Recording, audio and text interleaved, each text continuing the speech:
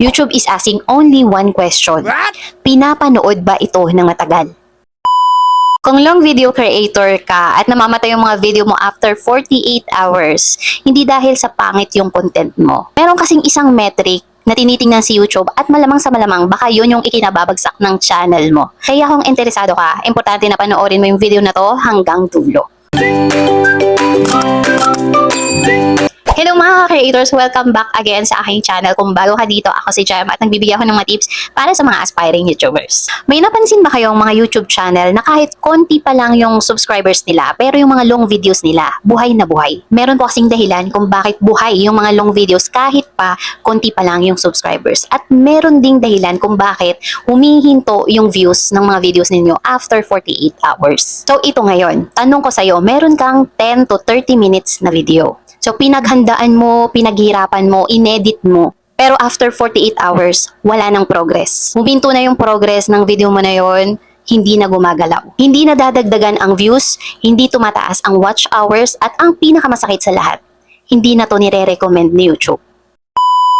Mga ma'am sir, kung long videos ang focus mo, ito yung pinaka-importante mong mapanood today. At aminin man natin sa hindi mga ma'am sir, mas masakit talaga kapag long videos yung namamatay. I mean, nawawalan ng progress. Di ba mapapansin ninyo na meron kayong mga videos na nag-stop na lang yung views at hindi na nadadagdagan? Di ba nakaka-frustrate lang na kapag ganun yung nangyari sa mga long videos natin? Kasi unang-una, di ba, pinaglaanan mo ng oras, pinaghirapan mong gawin. Kasi alam naman natin na kapag long videos, mas matagal gawin yan. Di ba, mas maraming effort. At syempre, mas inaasahan mo yung watch hours niyan, lalong-lalo na kung hindi ka pa monetize. Tapos maririnig mo may magsasuggest pa sa'yo na mag-shorts ka na lang. Pero yun nga, paano kung ayaw mo ng shorts? Ayaw mo mag-focus sa mga shorts videos? Paano kung mga long content talaga yung focus mo, yung goal mo? Actually mga ma'am sir, ang napansin ko kasi when it comes sa mga long videos, hindi kasi siya patay. Hindi patay ang mga long videos compared sa mga shorts na mapapansin ninyo kadalasan sa mga shorts videos, ang bilis huminto ng progress ng mga video ninyo. Yun nga lang, sa mga long form videos, mas mahigpit kasi yung laban dyan. Ito kasi yung hindi madalas sinasabi ng marami. Please take note po mga ma'am sir na sa long videos, hindi po views ang basihan. Watch time plus retention ang hari when it comes sa mga long form videos. At when it comes sa mga long videos, YouTube is asking only one question. Pinapanood ba ito ng matagal? Kasi kung hindi, automatic po natitigil ang recommendation ni YouTube. At kahit pa sabihin mong okay na okay ang views ng videos mo sa umpisa. Okay, number one reason, kiniklik ang video pero hindi talaga pinapanood o hindi pinapatapos. Sabihin na natin maganda yung title, pinag-isipan talaga, maganda yung thumbnail, pero hanggang click lang. Pagkatapos ng 1 to 2 minutes, let's say 1 to 2 minutes, umaalis na yung mga audience, umaalis na yung mga viewers sa video mo. So mga ma'am sir, ang dating kasi noon kay YouTube, no, sa mata ni YouTube, iniisip niya na hindi interesting yung video natin. Hindi worth it panoorin yung mga video natin. So that's why, yung result niyan, no more push from YouTube after 48 hours. And mga ma'am sir, please take note, 48 hours po kasi yung evaluation stage when it comes sa mga long form videos. Okay, pangalawang rason, mahina yung structure ng long video. And mga ma'am sir, pay attention dito dahil ito talaga yung pumapatay sa mga long videos natin. I mean, ito yung mga nagiging dahilan kung bakit ang bilis na hindi na nire-recommend ni YouTube at humihinto na lang doon ang mga views ng mga video natin. Unang-una, dahil sa napakahabang intro. So, isang tip yun mga ma'am sir, as much as possible, iklian lang natin yung intro natin. Maikli siya pero kailangan na doon ang lahat. Kumbaga, swabe. So, pangalawang dahilan, mostly kasi nagiging kwento muna bago punto yung mga video natin. Sa madaling salita, naging storytelling na. And then, yung concept doon sa video, kung para saan ba yung video na yon, so nawala na. That's why hindi talaga nakakatagal yung mga audience or mga viewers natin. And lastly, walang malinaw na direction. And ayun nga po mga mama sir, na kapag gumagawa po tayo ng long videos, dapat naka-arrange ka agad, dapat malinaw ka agad sa video mo kung ano ba yung problema, ano masusolusyonan, ano yung matututunan, at bakit dapat patapusin yun ng mga viewers mo. Kaya mga ma'am sir, kung hindi ito klaro, doon sa unang 60 seconds ng video mo, mataas yung possibility na patay ang retention nito. At pangatlong rason kung bakit humihinto yung mga views ng mga videos natin after 48 hours. Walang malinaw na rason na nakikita para magstay yung mga viewers sa video mo. Itanong, kapag gumagawa tayo ng mga long videos, minsan ba naitanong na natin na may dahilan ba para patapusin yung mga video natin? Kasi mga ma'am sir, kung wala tayong tinatawag na cliffhanger sa structure ng mga long form videos natin, wala tayong nilalagay na promise sa ending or reward sa huli ng video natin, natural lang po talaga na aalis ang mga viewer natin. At alam niyo po ba na kapag bumaba yung average view duration, long video po natin yung unang binibitawan ng algorithm ni YT. And mga ma'am sir, guys, uunahan ko na kayo dahil baka may iilang magsabi na grabe naman to, feeling professional naman mag-advise when it comes sa mga ganito ganon. Actually mga ma'am sir, even me, I'm still learning about this thing, about this topic. Dahil kung sa tingin nyo na madali, no, it's not easy. I'm just sharing yung mga bagay na natututunan ko. Nakikita ko na may progress yung channel ko at baka mag-work din sa inyo. I'm happy to share with you guys yung analytics ng channel natin ngayon.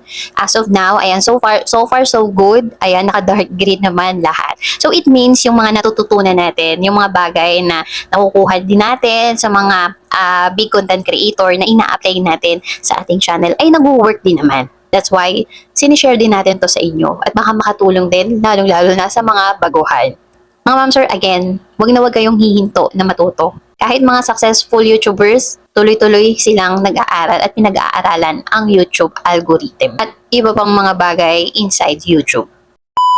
So ayun mga ma'am sir, uulitin ko lang sa long videos. So binibigyan tayo ni YouTube ng 48 hours kasi yung 48 hours na yan ay evaluation stage ng mga videos natin after natin i-upload. So sa 48 hours na yan, chine-check yan ni YouTube kung ilang minuto ba nanonood yung mga audience natin or mga viewers natin and ilang percentage yung napapanood yung tinatapos. Aside from that, chine-check din ni YouTube kung meron bang mga bumabalik ng mga viewers or audience natin. And if na-check ni YouTube and bagsak yung mga numbers, so that's the time na hindi na ito i-recommend. So, hindi na ito isasama sa mga suggested at hindi na po ito ibabalik. So, ayun mga ma'am sir, hindi galit si YouTube. So, practical lang talaga siya. So, dito na tayo sa solusyon. Paano buhayan yung mga next long videos mo? So, ganito lang po yung gawin ninyo mga ma'am sir. Again, ito ay based sa observation ko, based din sa mga nakikita ko sa mga ibang mga sikat na content creator dito sa Pinas or even sa ibang bansa.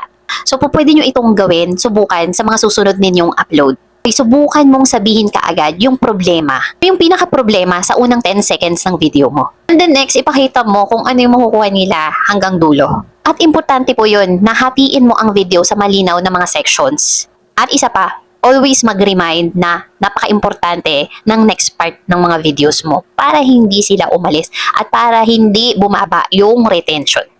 And remember mga ma'am sir, sa long video, we also considered it as a commitment. So ayun mga ma'am sir, kung patay yung video mo after 48 hours and huwag kang malungkot. So hindi ibig sabihin nun ay the end na ng career mo dito sa YouTube. So may chance pa para mag-grow, may chance pa para mag-improve tayo. So ibig sabihin ng puno na hindi pa masyadong optimize yung system sa ating mga YouTube channel. So, pwede mong ayusin, pay attention sa structure ng mga long videos, sa retention, ayusin ang retention, and once na nai-improve po natin yan, makikita ninyo na unti-unting bubuhayin ulit yan ng algorithm ni YT yung ating mga channel.